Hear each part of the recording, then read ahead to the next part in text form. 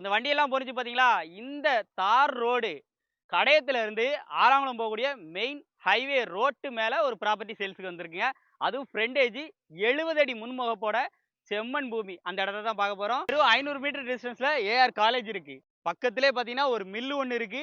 அதுக்கு முன்னாடி ஃப்ரண்ட் தார் ரோட்டு மேல ஒரு வீடு ஒண்ணு இருக்கு. அப்படி இந்த பக்கம் பார்த்தோன்னா ஒரு ஃபேக்டரி. இதுக்கு பக்கத்துல தான். இதுக்கு பக்கத்துல இந்தா இருக்கு பாருங்க. இந்த இடத்த திருத்தி போட்டிருக்காங்க பார்த்தீங்களா? இந்த செம்மண் பூமி இந்த ஃப்ரண்டேஜோட கடையம் வெறும் பார்த்தீங்கன்னா 1.5 கிலோமீட்டரு.